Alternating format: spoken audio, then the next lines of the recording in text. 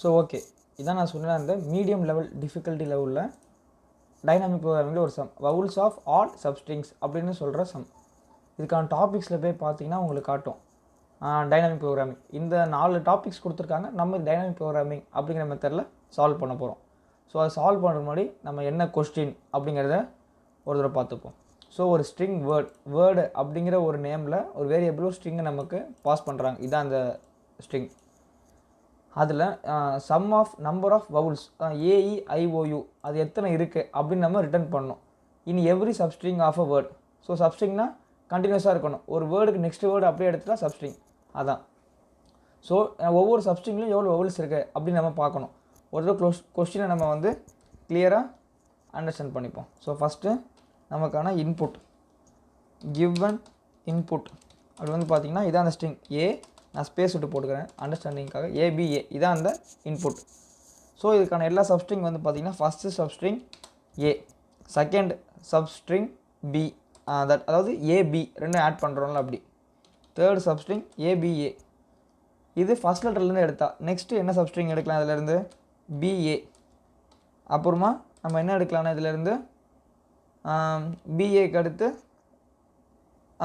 BAக்கு முன்னாடி என்ன இருக்கும் வெறும் B அப்படி கூட இருந்திருக்கலாம். B அதுக்கப்புறம் BA. ஸோ நம்ம லாஸ்ட் கேரக்டர் எடுத்தால் அதுக்கு ஒரே ஒரு சப்ஸ்ட்ரிங்னா A மட்டும்தான். இதுதான் இதுக்கான ஆன்சர். ஸோ இதில் எத்தனை வவுல் இருக்குது அப்படின்னு நீங்கள் பார்த்தீங்கன்னா இதில் ஒரு வவுல் இருக்குது. இதில் வந்து பார்த்தீங்கன்னா எத்தனை வவுல் இருக்குது, இதில் வந்து அதே ஒரு வவுல் தான் இருக்குது. ஏன்னா A மட்டும் தானே வந்திருக்கு. இதில் வந்து 2 வவுல் இருந்திருக்கு.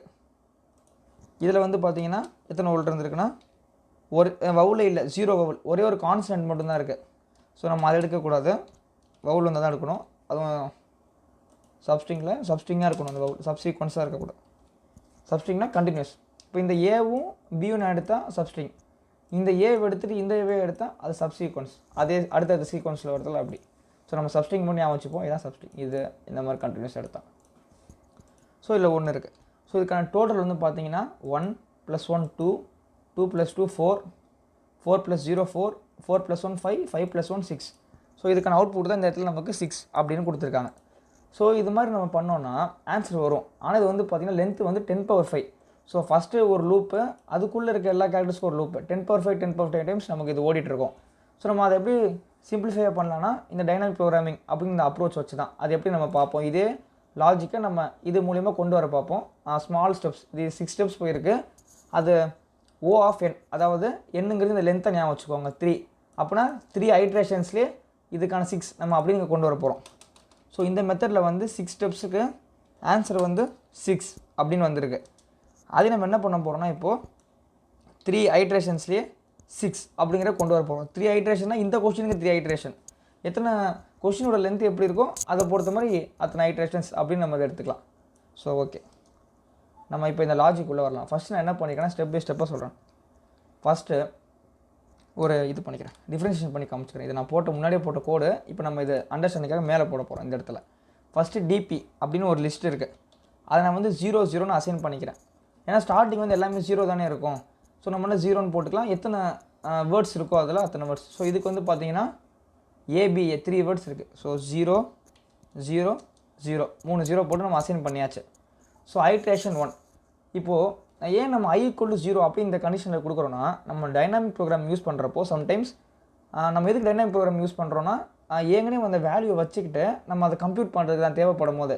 ஸோ அப்படி இருக்கும்போது நீங்கள் இப்போ 1 2 அந்த இண்டெக்ஸில் இருக்கும்போது உங்களுக்கு 0க்கான இண்டெக்ஸ் தேவைப்படலாம். ஸோ 1 - 1 0 போட்டு எடுத்துப்பீங்க. இப்போ நீங்கள் இருக்கிறதே 0வாக இருந்தால் 0 - 1 வந்து -1ல் போயிடும். ஸோ அப்படி இருக்காது, அது எரர் த்ரோ ஆகும். ஸோ அதுக்காக நம்ம தனியாக ஒரு கண்டிஷன் கொடுத்துட்றோம். இதுதான் கண்டிஷன். ஸோ சிம்பிளான ப்ரோக்ராம் தான். O ஆஃப் n டைம்ஸ்க்கு இது ரன் பண்ணி விட்றோம். வேர்டுங்கிறது I = 0வாக இருந்த ஒரு கண்டிஷன், 0 இல்லாட்டி ஒரு கண்டிஷன். ஸோ ஃபஸ்ட்டு இப்போ I = 0 அப்படின்னு வருது இந்த இடத்துல. இதுதான் அதுக்கான லைன். நம்ம இப்போ வந்து செக் பண்ணுறோம் அது வவுலாக இருக்கா அப்படின்னு. வவுலாக இருந்தால் அதுக்கான டைனாமிக் ப்ரோக்ராமிங் அதுக்கான இண்டெக்ஸில் வந்து நம்ம 1.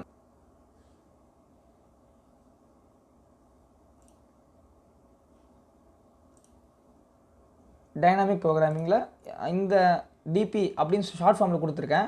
அதில் இந்த இண்டெக்ஸை நம்ம 1 அப்படின்னு மாற்றுறோம். அப்போது இந்த இடத்துல நீங்கள் அப்படியே பார்த்துட்டே வந்தீங்கன்னா உங்களுக்கு தெரியும். இண்டெக்ஸ் 1 இண்டெக்ஸ் 2 நம்ம கண்டிஷனுக்கு வரும் I ஈக்குவல் டு 0. முதல்ல கண்டிஷன் பண்ண நம்ம இதே நம்ம கிளியர் அண்டர்ஸ்டாண்ட் பண்ணிக்கலாம். இப்போது நீங்கள் ஃபஸ்ட்டு இதில் பாருங்கள் டைனமிக் ப்ரோக்ராமிங் நான் இதை எப்படி சால்வ் பண்ணிக்கிறேன்னா ஃபஸ்ட்டு இப்போ ஏ வந்து 1 ஸ்டார்டிங் வரும். ஏ வந்து ஒரு வவுல், அப்போ ஏக்கான வவுல் வந்து 1 இருக்குது. நெக்ஸ்ட்டு பி வருது. இப்போது பிங்கிறது ஒரு வவுல் கிடையாது, ஆனால் நம்ம சப்ஸ்ட்ரிங் எடுக்கும் போது ஏபின்னு எடுப்போம் கரெக்டாக. அப்போ ஏ வரைக்கும் நமக்கு ஒரு வவுல் இருந்திருக்கு, அப்போ அதே வவுல் தான் இந்த இடத்துலையும் நமக்கு கண்டினியூ ஆகும். ஸோ இதுக்கு முன்னாடி ப்ரீவியஸாக என்ன வவுல் இருந்துச்சோ அந்த வவுல் தான் நமக்கு கண்டினியூ ஆகும். இப்போ ஏபிஏ அப்படின்னு வந்திருக்கு. அப்படிங்கிறப்போ வந்து பார்த்தீங்கன்னா அந்த இதுக்கு முன்னாடி இருந்த வேல்யூ எடுத்து போடுறதுங்கிறது நெகட்டிவ் தப்பான எரராக கொண்டு போயிடும். ஏன்னா இப்போ இதுக்கு முன்னாடி வேல்யூனா 1, ஸோ இங்கே 1ன்னு போட்டால் அது தப்பான வேல்யூவில் தான் ரிசல்ட் ஆகும். ஸோ அப்படி போட முடியாது. அதுதான் இந்த மாதிரி இப்போ இந்த லூப்பில் நான் உங்களுக்கு எக்ஸ்பிளைன் பண்ண போகிறேன் எப்படின்னு. So first I equal to 0 பார்க்குறீங்க, ஓகேவா? வேர்ட் ஆஃப் ஐ AEIOUவில் இருக்கா? ஸோ I ஈக்குவல் டு 0, இதான் 0, ஓகேவா? இது சாரி இங்கே இருக்குது 0, இதுதான் A ஆஃப் 0 இங்கே இருக்குது. இது வவுலா? கரெக்ட், இது வவுல். அப்போது டிபி ஆஃப் ஐ வந்து 1 அப்படி நீங்கள் வச்சுப்பீங்க. அப்போ டிபி ஆஃப் ஐ இதுதான் ஐ வந்து 0 ஸோ 0வை நீங்கள் என்ன பண்ணுறீங்கன்னா நெக்ஸ்ட் ஸ்டெப்பில் வந்து டிபி ஆஃப் ஐ, அதாவது டிபி ஆஃப் 0 ஈக்குவல் டு, அதான் நமக்கு பொறுத்த வரைக்கும் DP of I equal to 1. அப்போ இந்த டிபி எப்படி இருக்கும்?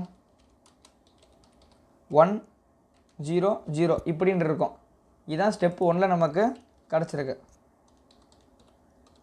ஸ்டெப் 1க்கான ரிசல்ட் இதுதான். ஸோ வந்துருச்சு. சம் ப்ளஸ் ஈக்குவல் டு 1, ஏன்னா நமக்கு சம் வேணும்ல, எத்தனை இருக்குது, எத்தனை வவுல்ஸுக்கு நம்ம டோட்டலாக கொண்டு பண்ண போகிறோம் இந்த மாதிரி சம். ஸோ அதனால் நீங்கள் எந்த வேல்யூனாலும் போட்டுக்கலாம், நான் சம்முன்னு போட்டிருக்கேன். ஸோ 1 ஆயிடுச்சு. நெக்ஸ்ட்டு இப்போ ஏக்கான பார்ட் முடிஞ்சிருச்சு, பிக்கு வரும். இப்போ இண்டெக்ஸ் வேல்யூ 0வா? கிடையாது. ஸோ இந்த ரெண்டு கண்டிஷனுமே கிடையாது. எல்ஸ் இப்போது இதுக்குள்ளே வரும். இது வந்து வவுலான்னு செக் பண்ணுது. இது வந்து வவுலா? பிங்கிறது வவுல் கிடையாதுல்ல, அப்போ இந்த கண்டிஷனுக்குள்ளே போயிடும். அப்போ டிபி ஆஃப் I - 1 இதுக்கு முன்னாடி வரைக்கும் எத்தனை வவுல் இருந்திருக்கு அப்படின்னு பார்க்கும். இதுக்கு முன்னாடி வரைக்கும் பார்த்தீங்கன்னா பி, இதுக்கு முன்னாடி எத்தனை வவுல் இருந்திருக்கு? ஒரு வவுல் இருந்திருக்கு. அப்போ அதே தான் இதுக்கும் அசைன் ஆகும் இந்த இடத்துல. அப்போ ஸ்டெப் 2ல் வந்து பார்த்தீங்கன்னா டிபி ஆஃப், அதாவது 1 இண்டெக்ஸ் 1 கரெக்டாக, equal to DP of I - 1 which is equal to dp of 1 minus 1 which is equal to dp of 0 that equal to 1. So your dp will be 1 1 1 and 0. ஏன் இந்த இடத்துல 1 போடுறோம் புரியுதா? ஏன்னா இதுக்கு முன்னாடி இது வந்து ஒரு வவுலே கிடையாது, அப்போ அதுக்கு கவுண்ட் பண்ண மாட்டோம். பட் இதுக்கு முன்னாடி எத்தனை வவுல் இருந்திருக்கு, அதான் டைனாமிக். இதுக்கு முன்னாடி எவ்வளோ இருந்திருக்கு அப்படின்னு பார்க்குறோம். அப்போது பி இந்த இடத்துல இருக்குது, பிக்கு முன்னாடி வரைக்கும் ஒரு வவுல் இருந்திருக்கு அப்படின்னு நம்ம சொல்கிறோம். அப்போ பியை சேர்த்தாலும் அதே ஒரு வவுல் தான் இருக்க போகுது, புரியுதா? இப்போது ஏ இருக்குது, ஏக்கு அப்புறம் இன்னொரு ஏ வந்தால் தான் உங்களுக்கான அவுட்புட் வந்து 2 அப்படின்னு வரும். இல்லை இப்போ ஏக்கு அப்புறம் ஒரு பி இருந்திருக்கு அப்படின்னா அதுக்கான அவுட்புட் வந்து 1 தான்.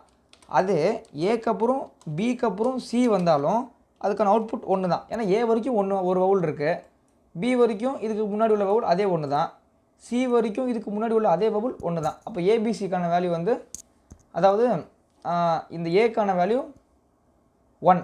அப்போ இந்த வவுல் ஒரு வவுல் இருக்குது, இந்த சப்ஸ்ட்ரிங்கில் பொறுத்த வரைக்கும் ஒரு வவுல் இருக்குது அப்படின்னு நம்ம சொல்கிறோம். அவ்வளோதான், புரிஞ்சிச்சுன்னு நினைக்கிறேன். ஸோ நம்ம DP of I equal DP of I - 1 அப்போ வந்து இந்த மாதிரி வந்துருச்சு. 1 வந்து 1 1 0 அப்படின்னு வந்துருச்சு. நெக்ஸ்ட் கண்டிஷன், இப்போ ஏவும் முடிஞ்சிருச்சு பியும் முடிஞ்சிருச்சு. லாஸ்ட் கேரக்டர் ஏ. இது I ஈக்குவல் டு 0 கிடையாது, இண்டெக்ஸ் 0 கிடையாது, அப்போ இதுக்குள்ளே தான் வரும். அது வந்து வவுலில் தான் இருக்குது. அப்போது ஓகே, அப்போ இந்த இடத்துல தான் இதான் மெயினான ஒரு லாஜிக், நம்ம எப்படி சால்வ் பண்ணுறோம் அப்படின்னு. இந்த இடத்துல DP of I equal to I - 0 + 1 plus DP of I - 1. இதுதான் ஒரு ஃபார்முலா மாதிரி. நம்மளே இதுக்கான பேட்டர்னை கண்டுபிடிச்சி ஒரு ஃபார்முலா எழுதியிருக்கோம். அந்த ஃபார்முலா தான் இது. அதாவது டிபி ஆஃப் ஐ இதில் வந்து 2 இஸ் ஈக்குவல் டு I - 0 2 - 0 + 1. அந்த ஃபார்முலாக்கான பேட்டர்னை எக்ஸ்பிளைன் பண்ணுறேன் இப்போது.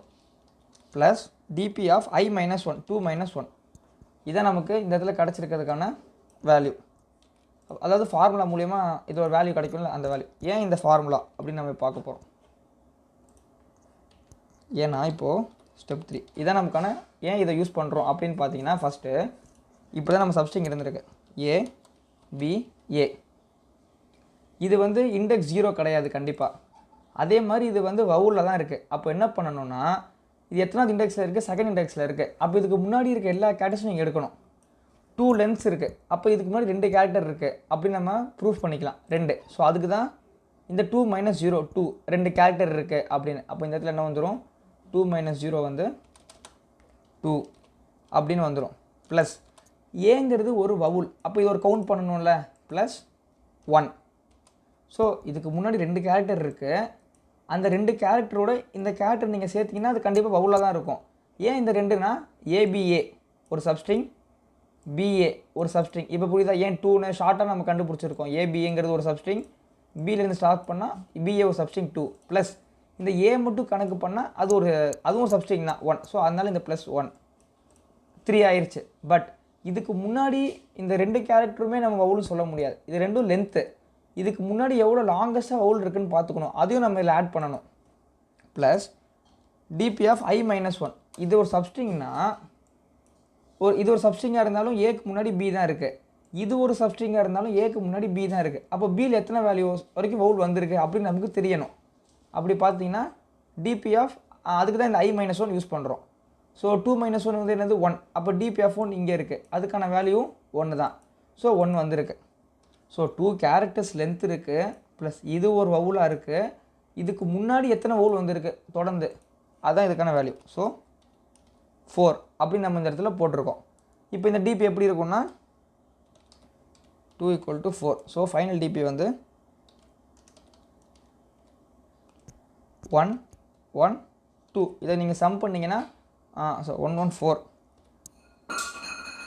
114. இதை நீங்கள் சம் பண்ணிங்கன்னா 1 + 1 + 4 4 + 5 4 + 1 + 1 6.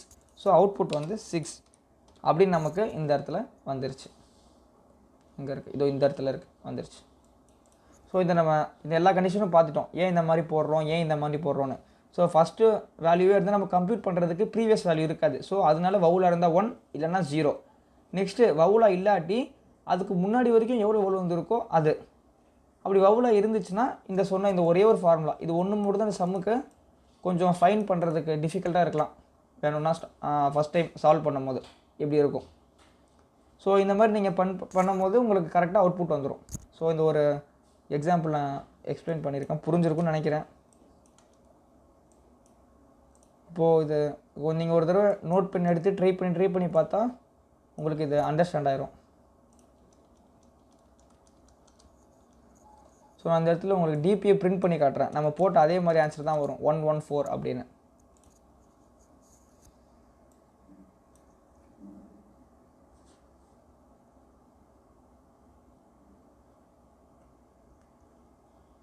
இப்போ பார்த்தீங்கன்னா அதே அவுட்புட் தான் வந்திருக்கு 114. நம்ம ஷார்ட்டாக இந்த இடத்துல எடுத்துகிட்டு வந்துட்டோம்.